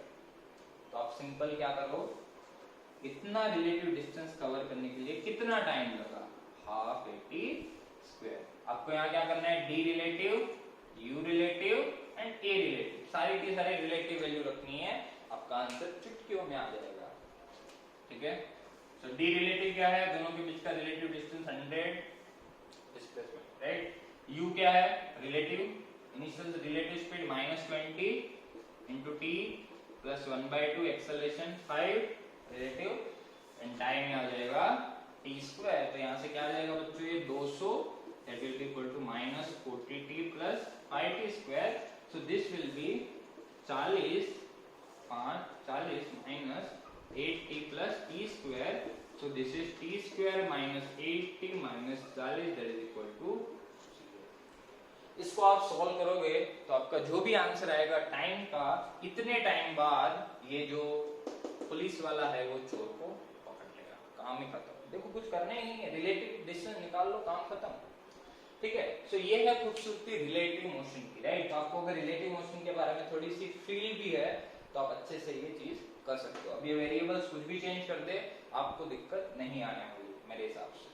ठीक है भाई, और आपको ये भी पता, अगर ये टाइम की वैल्यू, एक और बात, आपने ये सारे वेरिएबल दिए, आपने सॉल्व किया और टाइम की वैल्यू इमेजिनरी आई, नेगेटिव आई या इमेजिनरी आई, नेगेटिव आई या इसके रूट नहीं निकल रहे या नेगेटिव आई टी की वैल्यू, तो उसका क्या मतलब है? उसका मतलब है कि कभी भी पुलिस चोर को पकड़ नहीं पाएगा, ये प्रो चोर है।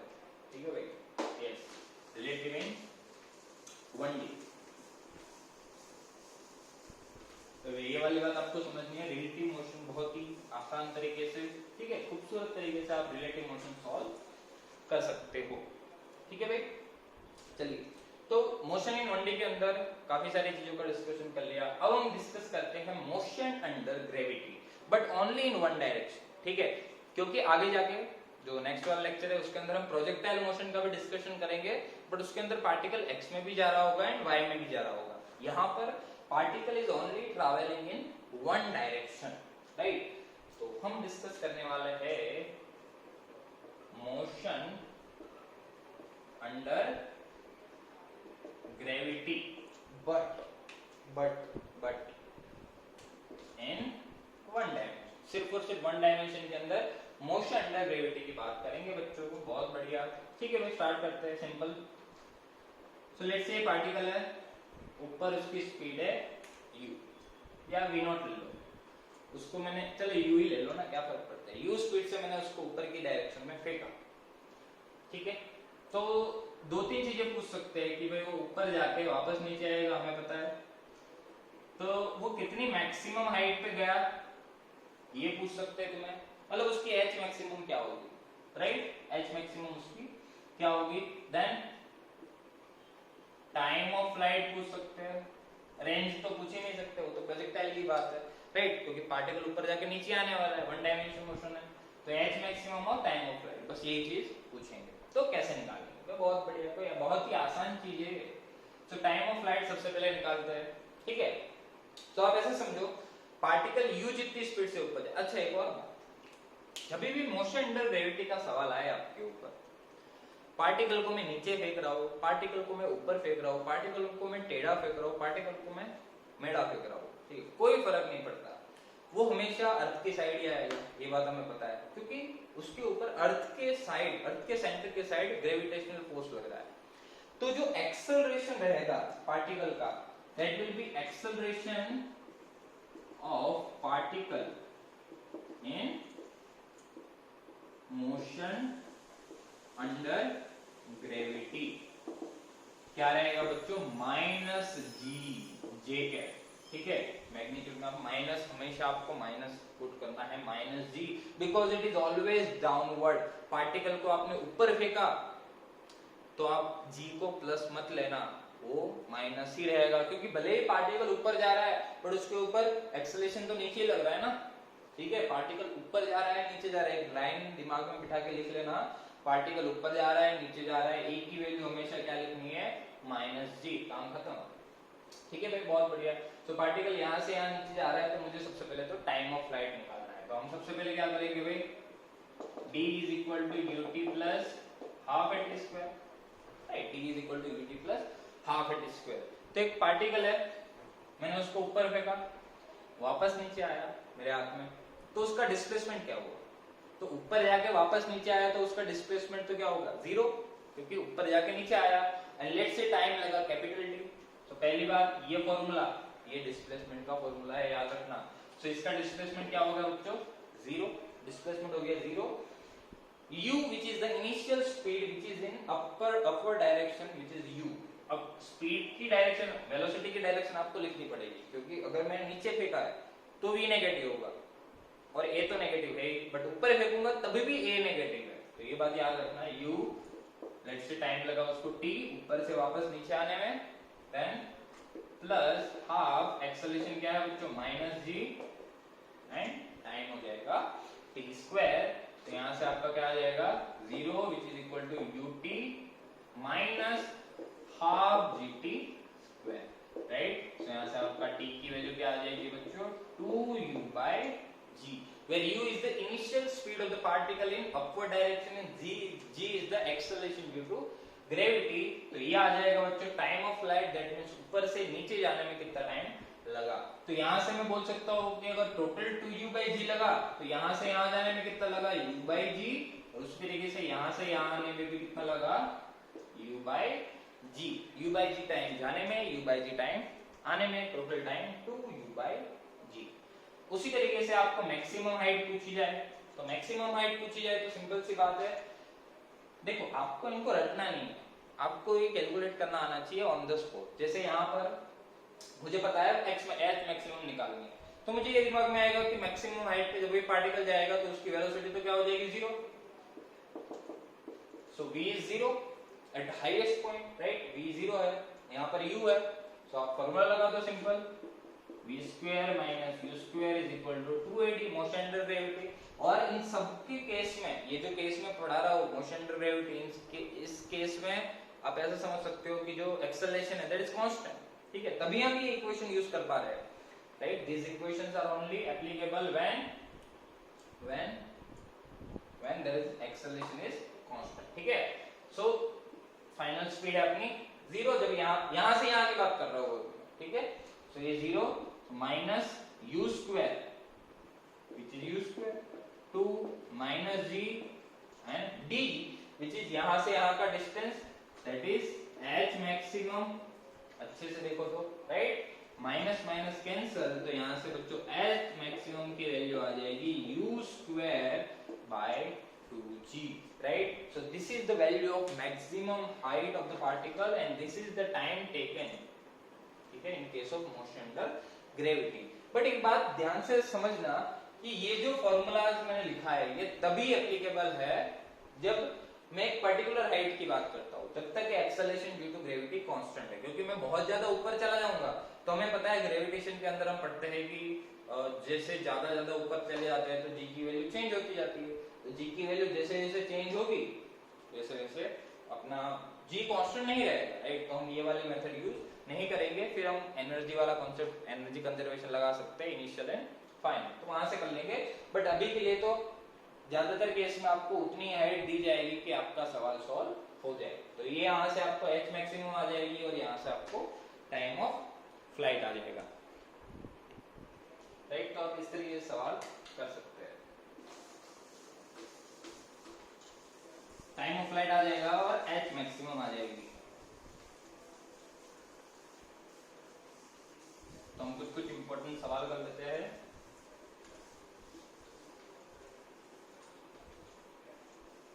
लेट्स से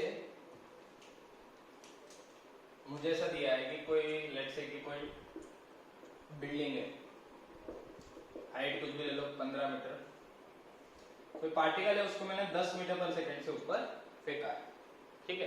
कुछ भी वैल्यू दे सकते हैं, आपको बस डेटा से मतलब रखना है कि किस तरीके से आपको डेटा के साथ खेलना है। तो मुझे ऐसा दे दिया कि ऊपर जाके नीचे आएगा, सीधी बात है। तो मुझे ऐसा पूछा कि जब वो ग्राउंड पे पहुंच जाएगा तो उसको टाइम कितना लगा।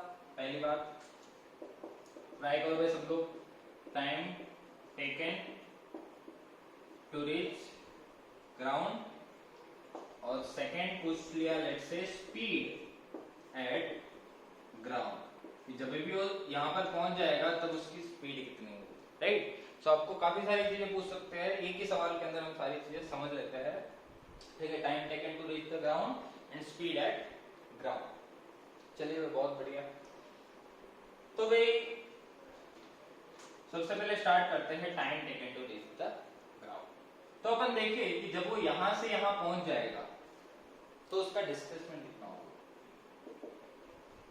सोचो, हमें यहाँ का कोई काम ही नहीं है, ये वाला कोई काम का ही नहीं है, क्योंकि इनिशियली यहाँ है, यहाँ पर जा रहा है, तो यहाँ से यहाँ का डिस्प्लेसमेंट कितना है माइनस, मतलब नीचे की डायरेक्शन में है, तो आपको क्या मानना है माइनस 15 मीटर डिस्प्लेसमेंट है ये, ध्यान से देखना। देन u कितना है बच्चों 10 मीटर पर सेकंड, अभी नीचे दिया होता तो माइनस पुट करते आप, ठीक है। ये आपको प्रैक्टिस करनी है सवालों से, ठीक है। u is equal to 10 metre per second और एक्सेलरेशन तो कितना है बच्चों minus 10 metre per second, simple. तो d आ जाएगा अपना, u आ जाएगा और एक्सेलरेशन आ जाएगा। तो आप यहां से लिख सकते हो d is equal to ut plus half at, simple, right way. तो आपका d कितना है माइनस 15, u कितना है 10 t निकालना है plus half a is -10 and t square, so this is 5, तो ये कितना आ जाएगा -15 that is equal to 10t minus 5t square, right. अब 5 से क्या करो आप, 5 से 2, 5 से 3, so this will become t square minus 2t minus 3 that is equal to 0, so इसको आप क्या लिख सकते हो, t minus 3 t plus 1 that is equal to 0, so एक t की वैल्यू आई 3 और एक t की वैल्यू आई -1, तो ये तो पॉसिबल ही नहीं है, टाइम कभी नेगेटिव हो ही नहीं सकता, तो टाइम की वैल्यू क्या आ जाएगी 3 सेकेंड, तो उसको यहाँ से यहाँ पहुंचने में बच्चों कितना टाइम लगा 3 सेकेंड। अब आपको क्या करना है, स्पीड निकालनी है, तो स्पीड के लिए तो very सिंपल सा फालतू सा फॉर्मूला लगा लो, v is equal to ut, v is equal to u plus at, right. So u कितना है 10, a है -10, और यहाँ से यहाँ कितना टाइम बाद निकालनी है 3 सेकेंड के बाद, जब वो ग्राउंड पे पहुंच जाएगा तो 3 सेकेंड लगेगा, तो आ जाएगा 10 minus 30 which is equal to -20 metre per second, right. So आपको इस तरीके से किसी भी टाइप का सवाल दे, आप यही बॉल को मैं नीचे फेंक दूं कोई भी वैल्यू से, तो आपको एक बात याद रखनी है कि ये जो u आएगा वो नेगेटिव आएगा बस, बाकी सेम मेथड, कुछ भी पूछ ले, राइट। और मोशन इंटर ग्रेविटी के अंदर एक और टाइप का सवाल आता है जिसके अंदर आपको फ्री फॉल के बारे में दिया जाता है, free fall.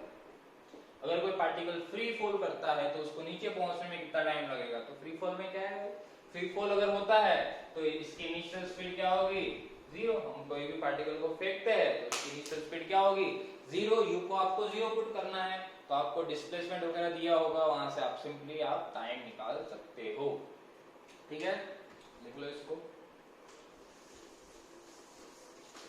Let's say free fall का एक एग्जांपल ही अपन देख लेते हैं।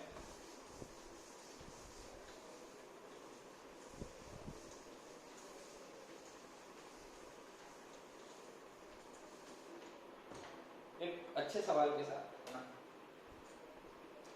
मान लो कि बिल्डिंग दी है, एक पार्टिकल को मैंने यहां से ड्रॉप किया है और एक पार्टिकल को मैंने 50 मीटर पर सेकंड से ऊपर फेंका है, और एक बिल्डिंग की लेंथ है 100 मीटर, तो मुझे ऐसा पूछा है कि वो दोनों कहाँ मिलेंगे, ठीक है भाई। ऑब्वियस सी बात है, एक बॉल को मैं ऊपर से फेंक रहा हूँ, एक बॉल को मैं नीचे से फेंक रहा हूँ, तो कभी ना कभी तो वो दोनों मिलेंगे ही मिलेंगे, तो मुझे वही बोला है कि किस टाइम पे मिलेंगे और कहाँ मिलेंगे। सोचो, इसी सवाल के अंदर बहुत सारी चीजें हो जाएंगी,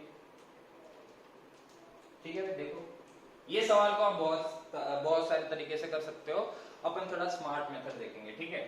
अब देखो क्या है कि ये ड्रॉप कर रहा है, तो लेट से आप नाम दे दो, इसका नाम है ए, इसका नाम है बी।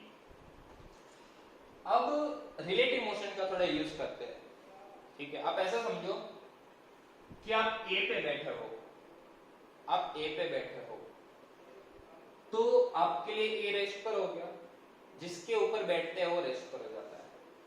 तो अब मैं वेलोसिटी ऑफ बी ऑब्जर्व करूंगा with respect to A, and that will be equal to vb minus va।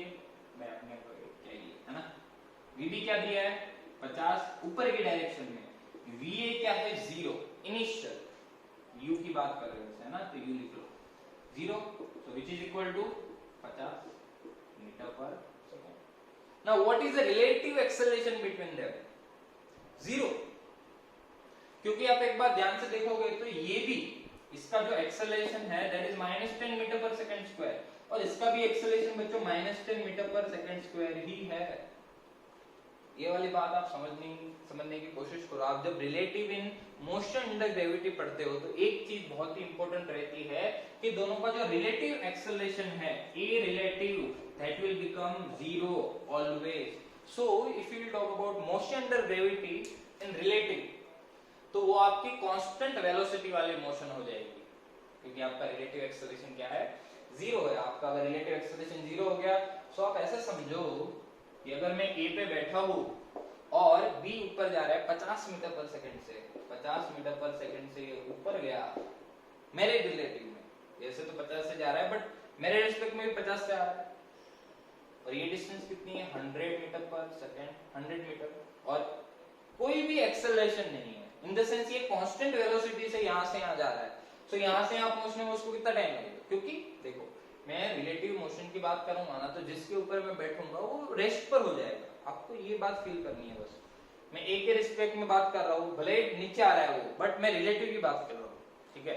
सो ए के रिस्पेक्ट में बात कर रहा हूँ तो मैं ए पे बैठ गया, तो बी जो है अब वो भी ऊपर आ रहा है, बी ऊपर आ रहा है, मैं यहाँ पे बैठा हूँ, डिस्टेंस कितनी है 100 मीटर, और वो कांस्टेंट स्पीड से आ रहा है मेरे रिलेटिव में। वैसे वो कांस्टेंट स्पीड से नहीं आ रहा है, उसके ऊपर है एक्सेलरेशन, बट मैंने रिलेटिव एक्सेलरेशन लिया, वो कितना है 0। तो कांस्टेंट एक्सेलरेशन से 50 मीटर पर सेकंड से 100 मीटर जितने डिस्टेंस कवर करेगा कितने टाइम में, 2 सेकंड में। 50 मीटर 2 सेकंड, तो टाइम कितना लगा 2 सेकंड। तो फिर 2 सेकंड में वो दोनों टकराएंगे, तो टाइम की वैल्यू क्या आ गई 2 सेकंड, काम खत्म, आंसर आ गया। अब तुम्हें ये पूछ लिया कितने टाइम में टकराया, तो 2 सेकंड, कहां टकराया, तो आप ग्राउंड फ्रेम में आ जाओ वापस कि 2 सेकंड के अंदर ये वाला जो है कितना डिस्टेंस ट्रैवल करेगा, वहां टकराया होगा। ग्राउंड फ्रेम की बात कर रहा हूं अब मैं एक ही फ्रेम की बात नहीं कर रहा हूं।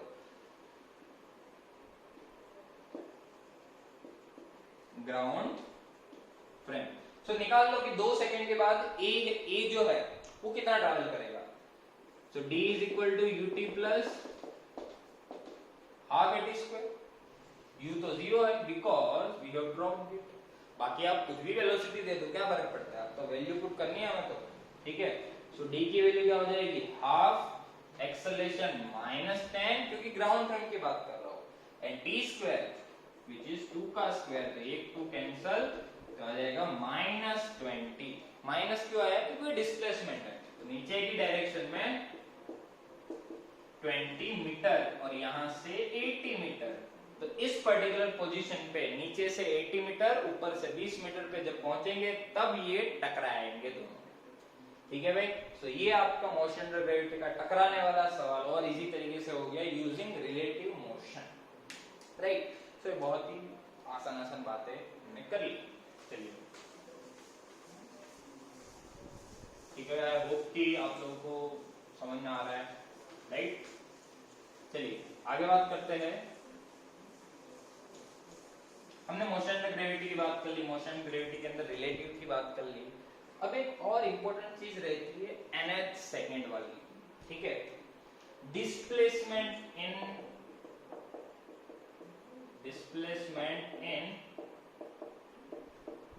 nth second.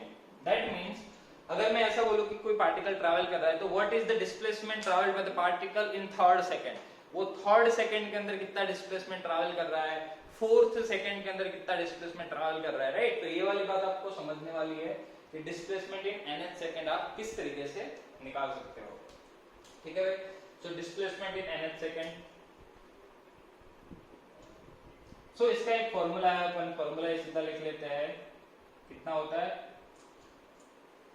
a प्लस, अपन लिख लेते हैं भाई, ठीक है। लेट्स से कोई पार्टिकल है यहां से यहां जा रहा है, ठीक है, तो लेट्स से इसकी इनिशियल स्पीड है u और उसका एक्सेलरेशन कितना है a, ठीक है। तो अब मुझे क्या करना है, उसकी nth सेकंड में वो कितना डिस्प्लेसमेंट कवर कर रहा है वो मुझे निकालना है, ठीक है। सो u plus a by 2 2n minus 1, simple सा फॉर्मूला है, देख लेते हैं कितने कैसे आता है।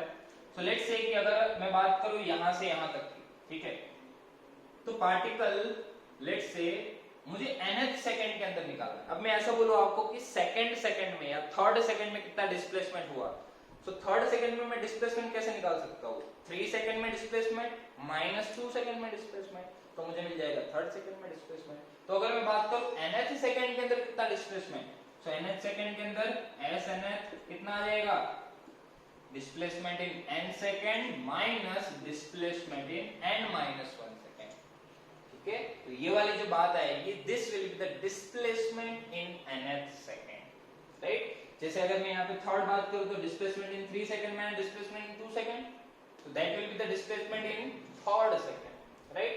So Sn that is the displacement in n second. तो अगर अपने पास डिस्प्लेसमेंट का फॉर्मूला है ut plus half at square where n is the value of second, ठीक है। तो उसके अंदर वैल्यू पुट कर दो बस सिंपली, तो आपका आंसर देखो क्या आएगा, Sn जो है तो u n plus half n square minus s n minus one, तो क्या आ जाएगा u n minus one plus half a N minus one square, काम खत्म। तो क्या आ जाएगा u n plus half a n square minus u n, then minus u minus minus plus u minus half a, ठीक है, minus then अंदर बचेगा n square minus two n plus one. तो यहां से देखो यू एन कैंसल, तो ये बच गया u माइनस, इसको अंदर मल्टीप्लाई कर दो, u plus half a n square minus half a n square plus दो दो कैंसल ए एन, सही कर रहा हूं, माइनस ए बाय टू, ये वापस कैंसल, तो आपका क्या आ जाएगा u plus A N minus A by two, तो आप a बाय टू कॉमन ले लो, तो आपका क्या आ जाएगा 2n minus 1, u plus a by 2 2n minus 1. This will be the displacement in nth second. कोई भी एक सेकंड के अंदर आपको डिस्प्लेसमेंट निकालना है तो आप इस तरीके से निकाल सकते हो। यहाँ पर n इंटीजर होना जरूरी नहीं है। पहली बात, मैं तुम्हें ऐसा पूछूं कि डिस्प्लेसमेंट इन 3.5 सेकंड, तो आप n की जगह सीधा क्या रख दो बच्चों 3.5, बस काम खत्म। और एक बात, ये जो फॉर्मूला है this doesn't give us distance, this will only give us displacement. ये वाली बात भी आप नोटिस कर लो। और ये जो n है वो कुछ भी हो सकता है, ठीक है, ये n इंटीजर भी हो सकता है, नॉन इंटीजर भी हो सकता है।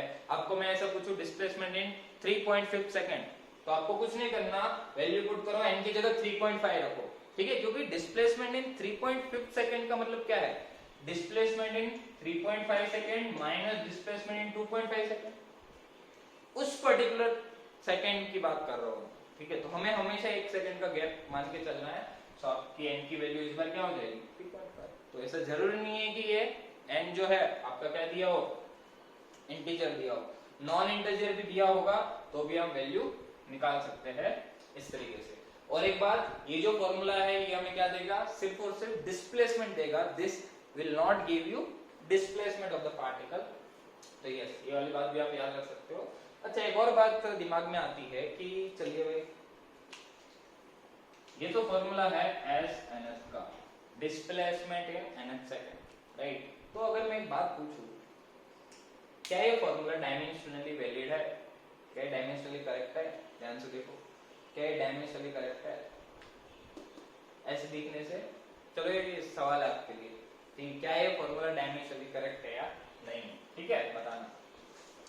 तो डिस्प्लेसमेंट इन nth सेकंड की बात कर ली, बाकी भाई वैल्यू दी होगी तो आप फॉर्मूले में सीधा पुट कर सकते हो, ठीक है, u plus A by two 2n minus 1, ठीक है। जैसे मैंने अभी उसका बताया नॉन इंटीजर का, लेट्स से अपन को a दिया है 10 metre per second square, u दिया है 5 मीटर पर सेकंड, मुझे पूछा है find out the displacement in 2.7 second, कुछ भी, ठीक है।